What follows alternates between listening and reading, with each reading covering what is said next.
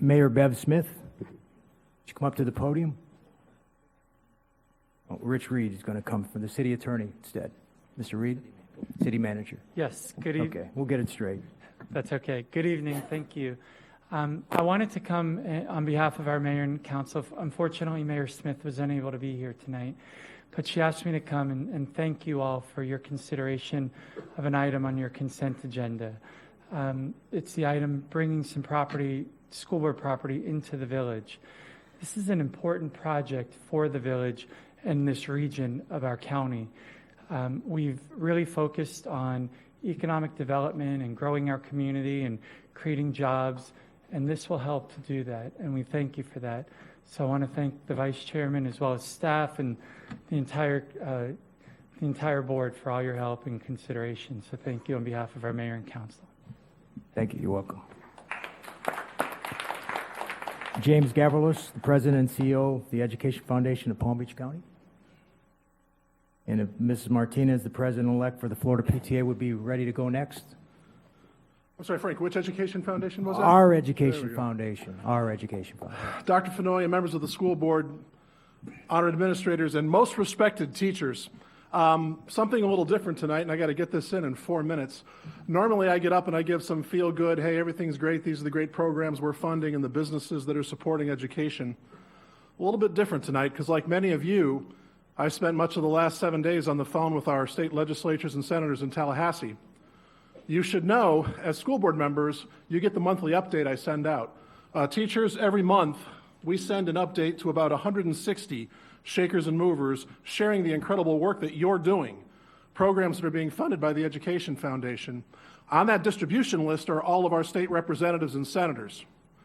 And so one by one, as I called them, I got this, oh, we get your update. We love the work that your teachers are doing down there in Palm Beach County. And my response to them was, I'm not a lawyer, so I don't know what the legal issues are here, but there is a moral imperative here. The legislator cannot rescind that which the voters have approved.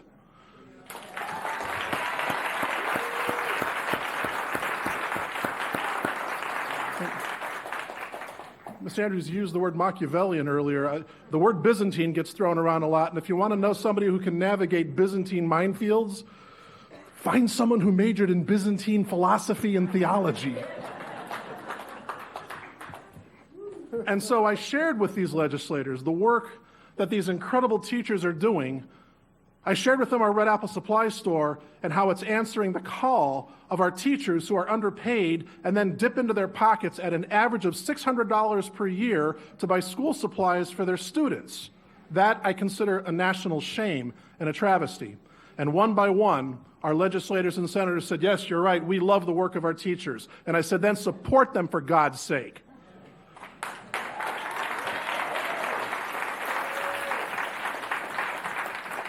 So we at the Ed Foundation believe in our teachers, and we're here to do things that we love to do, which is give away money to our teachers. Yeah, I didn't think that was going to have a ready audience tonight. And I am pleased to say we have voted unanimously as a program and grants committee. Our board has accepted and ratified. Teachers, when we used to apply for a Go Teach grant, one teacher working alone could receive a grant of $775. That is now raised to $1,000. Teachers who are, well, I'm not done yet. We at the Ed Foundation love to give money away. Teachers who are working in a collaborative team used to have a limit of $1,225. This year that's being raised to $1,500. We're able to do this because of the incredible support of our business community. 72 hours is all it takes for you to understand what's going on. You honored Quantum Foundation tonight, who made a $147,000 contribution to support the work of the Medical Academy. Tomorrow, no shirt and tie, Mr. Barbieri, I'm going back to my roots at Boca Helping Hands. I'm going to be in my shorts and a t-shirt. I'm personally driving the truck out to the Glades, where we will deliver 10 pallets of school supplies to every school in the Glades.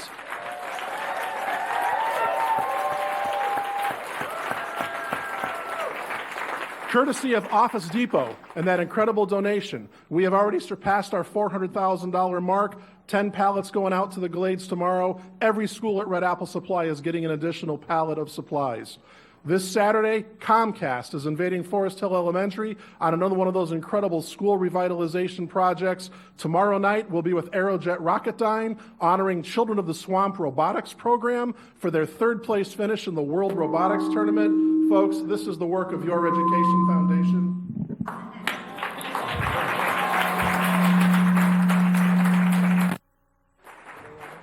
That's God's way of telling me my time is up.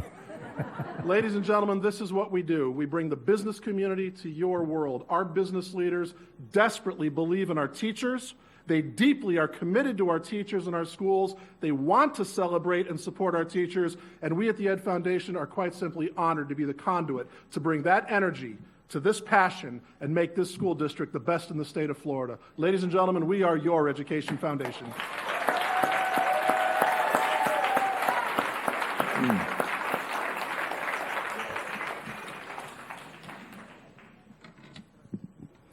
Good evening, school board members, Chairman Barbieri, and Superintendent Dr. Fenoy, and many guests in the galley. It's been a week in Tallahassee. Advocacy in action, let's call it. 70-30 has passed yet again. Thank you, Palm Beach County School Board, for not participating in the Guardian program. Bill 7070 passed. 76-39 and 23-17. This voucher expansion program took $130 million of tax money that could have been spent improving public schools, yet it is now going to vouchers for private schools. Never mind the 2.8 million students that are left in underfunded and overwhelmed public schools. Now, Chairman Barbieri, I respectfully ask for a point of personal privilege. Go ahead. Tonight I come to you as a very concerned citizen and your referendum chair since 2010. 2010. I come to you very concerned. I, along with roughly 380 other thousand Palm Beach County citizens, completed our civic duty by exercising our right to vote. In voting, 72% of us voted on what was written on the ballot. And I repeat, what was written on the ballot. Then in a late meeting, mind you, late meeting, after hours, while we were sleeping, our legislators passed House Bill 7123. Despite many of our local legislators being there speaking against the bill and offering amendments, the passing of this bill went through, negating our democratic process and voiding the voice of 72% of Palm Beach County citizens. How do we continue to campaign to our young students and young people and being mentors? Get out and vote, we say. Your vote matters, we say. And then behind the door, we try to pass legislation which silences the voice of the people. Well, we are not going to stay silent, and we will prevail.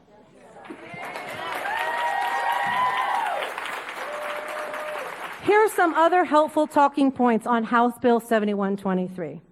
The ballot language in Palm Beach County was clear. Referendum revenues would not be shared with charter schools. This is not about the choice, and this is not about where the money should or shouldn't go. This is about the violation that is happening against the 72% of voters that voted the language on the ballot.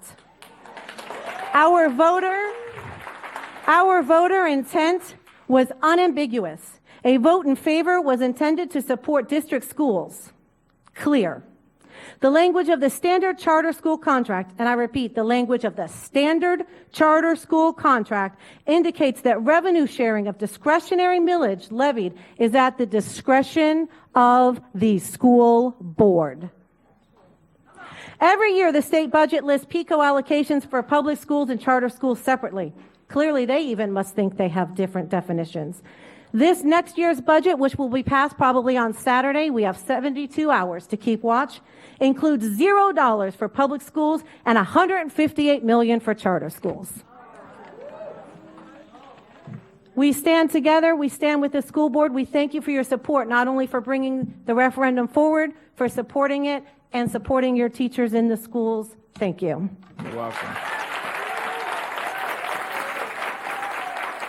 Jacqueline Calloway, Vice Chair of the Coalition for Black Student Achievement. Jacqueline Calloway, And after her, Jennifer Jones, Volunteer Association and Fund of Florida. Good evening, Mr. Barbieri, School Board, and Superintendent Fenoy. I have addressed this board on previous occasions regarding the expressed deep concern that the Coalition of Black Student Achievement has regarding the overrepresentation of Black students in ESC programs. This disproportional placement of Black students is rampant in all ESC programs with the notable exception of the gifted. This overrepresentation is particularly egregious when it comes to the emotional, behavior disabled, and the intellectual disabled programs. It is the Coalition's position that this problem must not be dealt with on a gradual basis or only when a parent expresses a concern at a child study team meeting or an IEP meeting. It should not take a critical mass of individuals or complaints to do what is right for Black children. It need only take a strong belief grounded in values that put children first and an unwavering commitment to undo a wrong, since it is Black children who are paying the price. They are the ones who are the critical mass. We ask that one of the first steps that the new Assistant Superintendent of Wellness and Safe Schools, who will oversee school psychologists, make it a high priority to critically examine why and how psychological testing may have aided and abetted in any way inappropriate, ill-conceived, or gender or racially biased conclusions that have resulted in the overrepresentation of Black students in EBD and IND programs.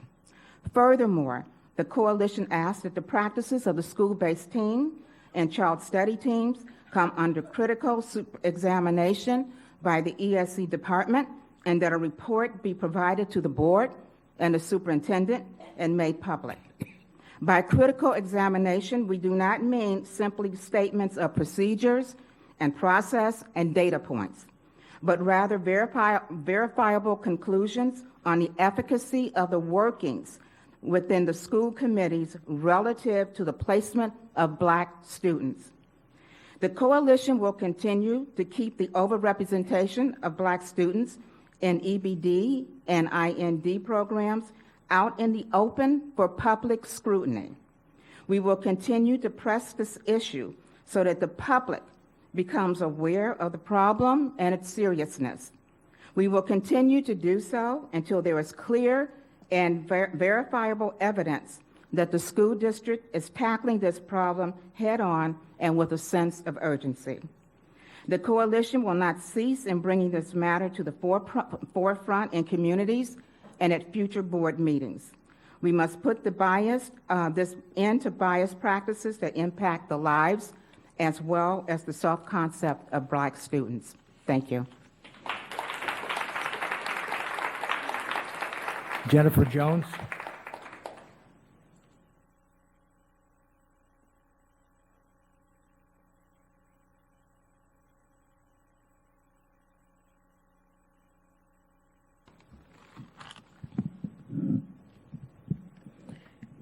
Good evening, members of the school board and our superintendent. My name is Whitlin Pierre, and my colleague Jennifer Jones and I are here again today on behalf of the Volunteer Association and Fund of Florida. There are other issues we would like to bring up to your attention. How come the district has yet to take any resurgence of interest in the dual language program that was brought up from last school board meeting? Also, too, we want to emphasize the importance of the dual language program, and especially when I hear Ms. Marcia Inju share how the Hispanic students will benefit, or even the district will implement more Spanish dual language programs. So we want that same excitement and that same drive for the district to implement the Haitian dual language program. The dual language program in Haitian Creole is needed, and we want to be clear of any misconceptions. Additionally, we will not tolerate anyone echoing any negative comments about the Haitian dual language program. The focus of the program will not be about Sakpase Nabule. Research has shown that language acquisition is the most effective way to learn a language. And we want, and as also our superintendent shared the story of the Haitian student in Belgrade, that moved me. And this is why we're doing this. We want our Haitian student to have the same opportunity as our Hispanic students or any other student in the school district. And again, our Haitian student will have the same opportunity to become fluent in both languages. I had the opportunity, being a graduate from Barry University, I spoke to one of the colleagues there and educators who are she has the knowledge and the experiences. And also she was part of the Edison dual language process and program. And she'll be willing to talk to us about implementing or even piloting the Haitian dual language program at our district. With that being said, like I said, we have other issues as well. And I'm going to yield the rest of my time, to my colleague, Jennifer Jones, to talk about the other issue that we have.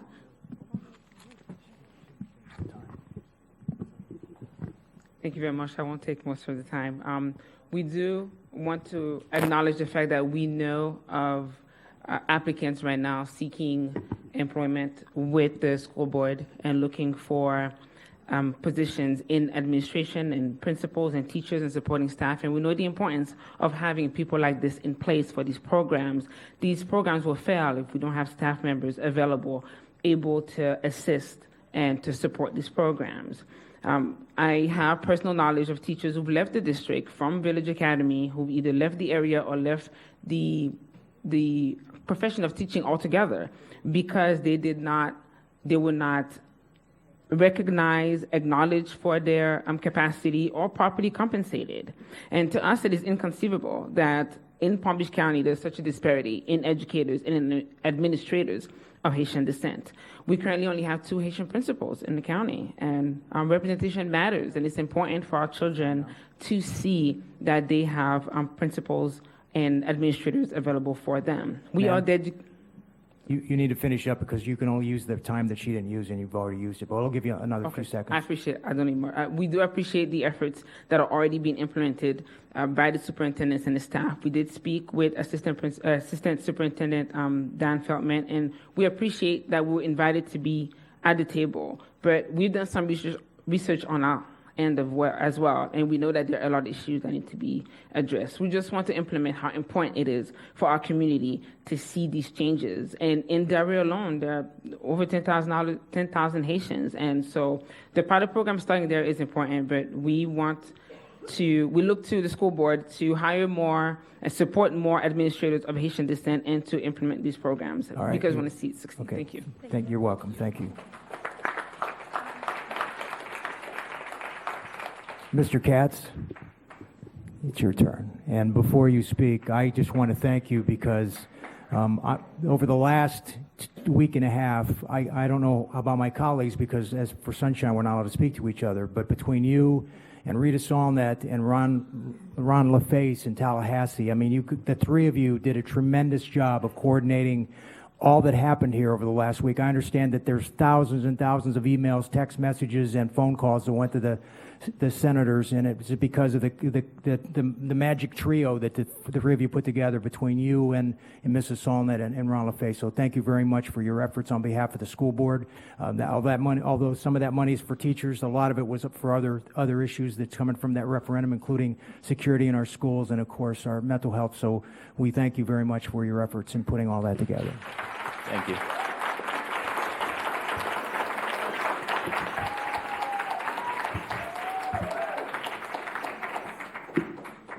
My name is Justin Katz. I'm the president of the Palm Beach County Classroom Teachers Association. The first thing I wanted to do tonight was thank the school board and your staff and the superintendent for supporting the referendum. I stated it yesterday at the rally we held that I truly do believe that we have the best school board in the state of Florida. I don't say that lightly. I don't say that because we enter negotiations tomorrow. I say that because I've worked in this district for over 12 years now. I've been coming to this room for the past 6 or 7 years. I've seen all of you operate, and it's a beautiful board, a diverse board, a deliberative board, and a fair board. You guys do an amazing job. So first, I just wanted to thank you for that.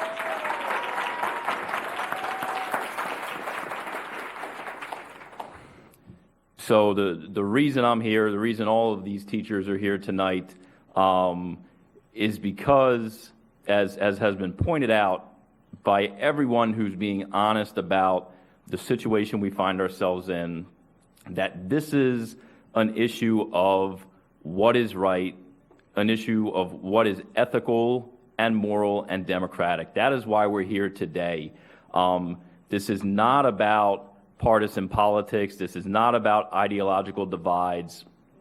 Going back to a year ago this month, this board started to discuss the language that would be placed on the referendum ballot in November.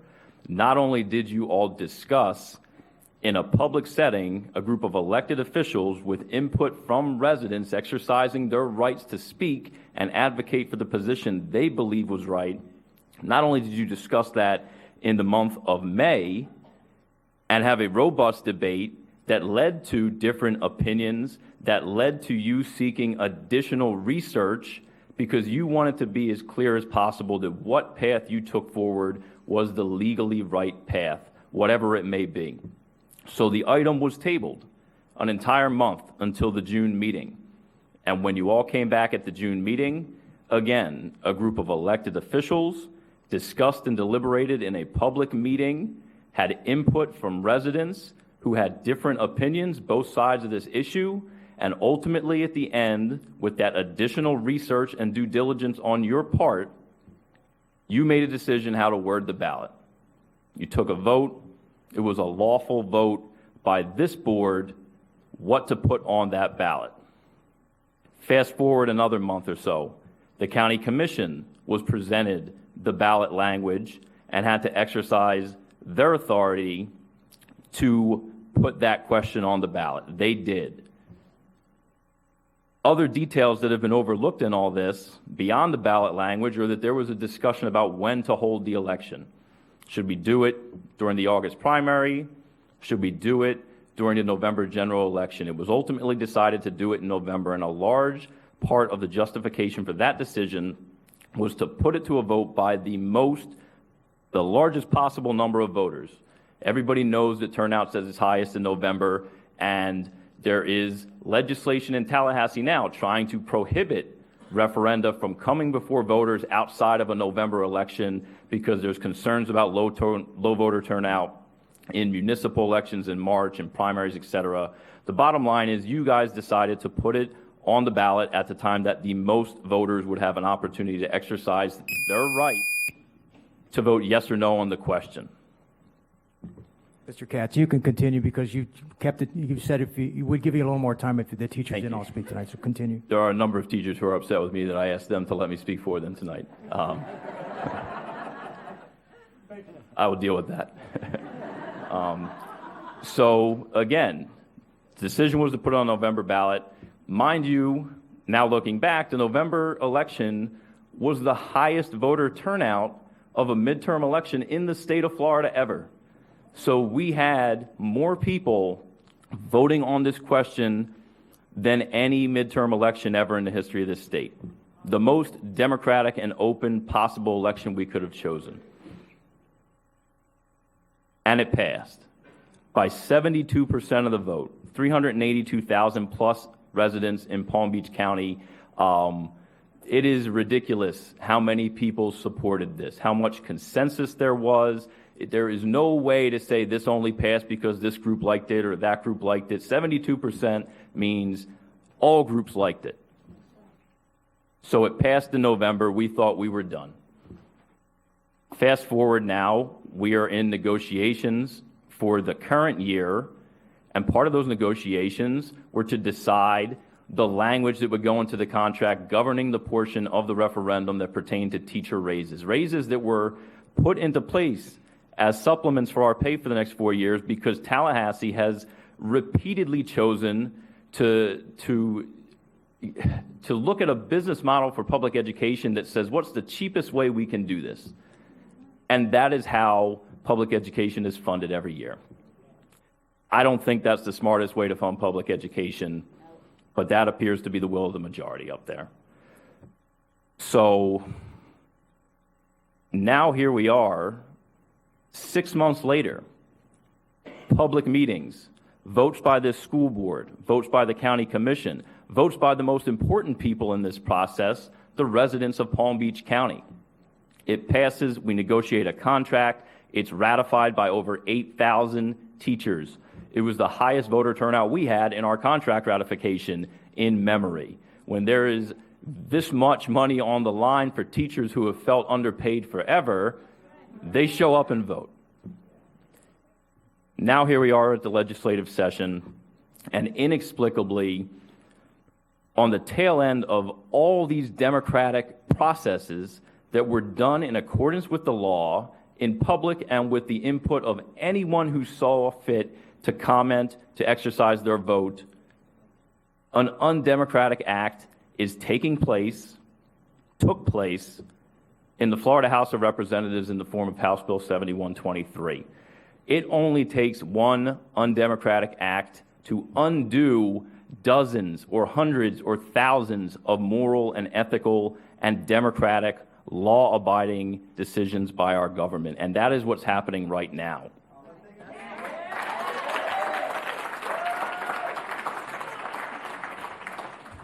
Nobody is even fighting with the legislature about the fact that there is a decision being made to change this rule moving forward. Whether you agree or disagree with it, rational people have accepted that if a majority votes for it and the governor signs for it, moving forward, that will be the law of the land. The issue I take, the issue I think all of you take, and the issue that hundreds of thousands of voters in Palm Beach County should take is that a legislative body that is upset with an election outcome cannot legislate it out of existence.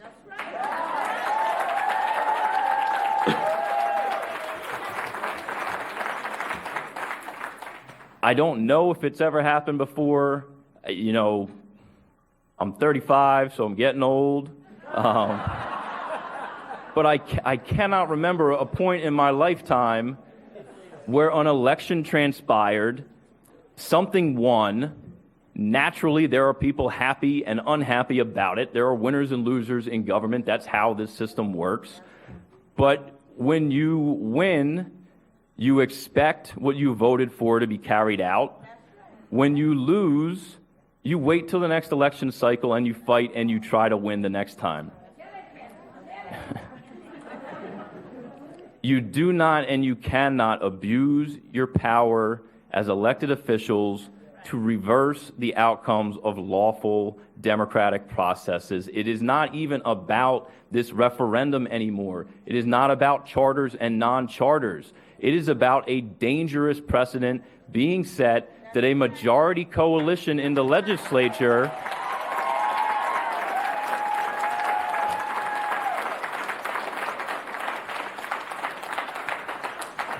that a majority coalition in the legislature, any legislature at any level of government, can say, we don't like what the voters decided in an election, let's change that right now.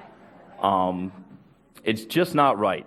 I understand that this is an emotional and personal issue. I've said it before in speaking on previous topics when I've come before you that I don't have children, but I get it. There is nothing more important, and you will do anything to get what you think is right for your children.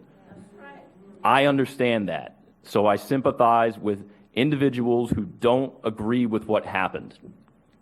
But our government does not govern based on how people feel when they lose an election. You just can't do it. I'm at a loss for words, and I'll try to wrap it up. Thank you. Like I said, to me, as an employee of this district, as a government teacher my entire career, This goes against everything I ever taught my students. This goes against every standard that I ever developed my curriculum.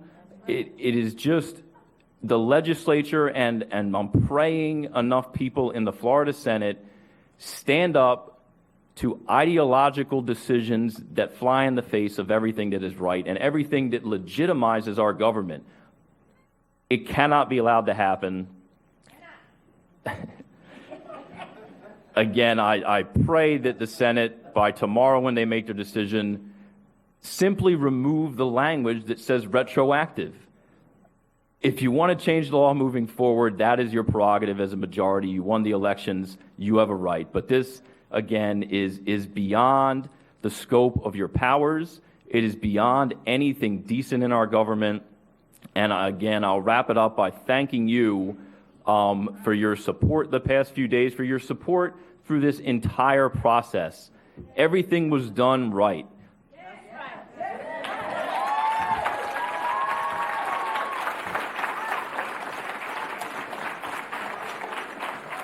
It's impossible to make everyone happy. It's impossible for someone or some group to win every time. And people have to accept that sometimes you win and sometimes you lose, and you live to fight another day in another election. And I pray that this message gets up to those legislators in Tallahassee, that you are not just disrupting what we've done here. You are undermining democracy in Palm Beach County. I don't care what happened any other district in this state.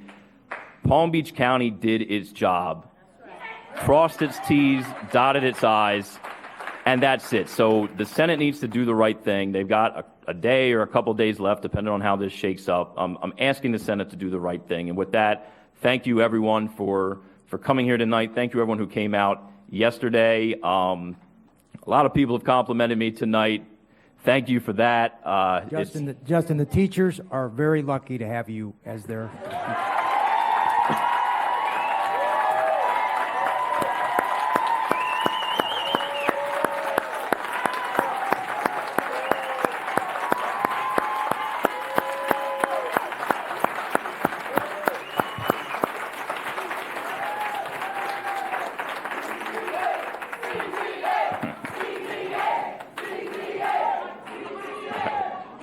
Hey, Justin, we have to get on with the meeting if you don't mind. I appreciate the leniency tonight. Just thank you all again. I don't deserve nearly as much of the praise that's been given to me today, because it's impossible for one person. No one person should try to take as much credit as been given to me tonight. And the teachers and the voters and you all deserve as much a share of the credit for trying to do the right thing and following the process. So with that, thank you very much.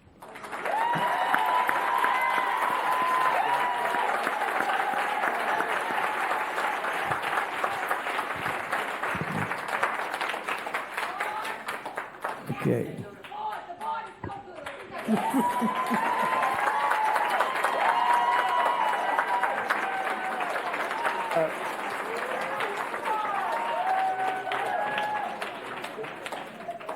Edith, you never cease to make us laugh. Thank you. So we need to go to time certain non-agenda speakers, and then we'll get back to the agenda at some point. So I'm going to call you two at a time. We have two podiums. Would you please come up to whatever